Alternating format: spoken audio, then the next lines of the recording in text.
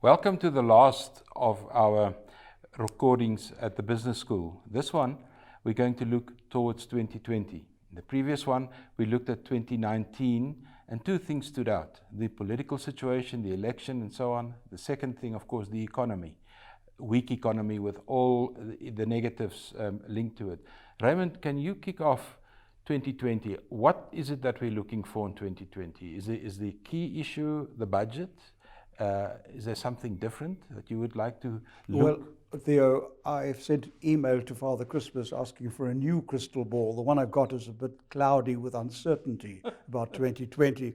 But let me peer into it from an economic point of view and say quite clearly, we want to see this economy turn round next year, to begin to see some outcomes from whatever policies are being implemented at the moment.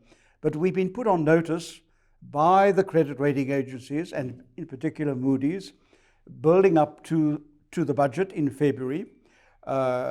Some people have thought we've only got 3 months to get it right. That's not true. I think they will assess what's in the budget. It may be just enough to keep them at bay, or at least to keep Moody's at bay. But it's a big challenge, because really what the Minister of Finance is faced with is really a choice between the disastrous and the unpalatable. And which way is he going to go? That mix on the side of government spending, on the side of taxation, and then the issue of avoiding a debt trap. So that's a huge challenge. And I think, therefore, those issues, those decisions, will still inform the political decisions that have to be taken. Once again, I see next year it'll have to clearly indicate that there are tough political decisions that will be taken about our public finances, about how we run the state-owned enterprises, and in particular, the biggest single risk to our economy is Eskom, and we'll want to see a turnaround in the light of the new appointments there and the new strategies that are being involved. But the jury is still out on some of those outcomes.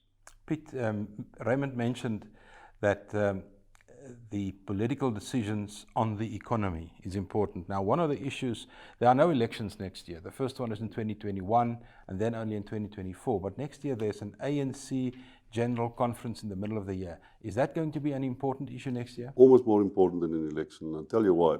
Much of what's going on in South Africa, we will see how it plays out there. First of all, the battle between Magashule and Cyril Ramaphosa has been coming for some time, and we will see something there. The other thing is, Estina will be in the courts, and so will VBS will be in the courts. We will see what that does to power bases, especially that of Magashule. I think the other thing is, it's very, very important to me, by the 30th of March next year, Parliament and the committee that deals with land reform and the change to the Constitution will have expressed themselves. If that issue ends up in the General Council, and we will see there whether the land question has been resolved by the change to the Constitution. If it goes on there, if they say that the change to the Constitution does not necessarily comply with the resolution that was taken at the Leadership Conference of the ANC, in other words, it does not include no compensation. And that debate can develop there again. I think we will see a lot at that National General Council about Magashule, where we are with the National Prosecuting Authority, where we are as far as land reform is concerned. A lot of things will play out there, and I think that's much more important even to me than the election. I think perhaps what's important in the light of those political comments is that it needs to add up to a year in which there's clear evidence that policy uncertainty is being reduced, slowly but certainly, so that we get the job-rich growth we want, and in particular, that we then are able to say we're turning this economy around in a way that will give us, over the next few years, a bigger, stronger, and better economy. That's really what we're after. In summary, economically, what would your one wish be if there's one thing that can change from where we are now? What would that be? I would like to conclude with a quotation. This double-barreled approach of the Zondo Commission and the political dynamics on the one hand, and getting this economy right on the other. There's an old proverb which is nearly 200 years old, but nonetheless it comes from a public finance expert of long standing. An old proverb says that heavenly vengeance pursues crime slowly, but nevertheless it catches up with it in the end.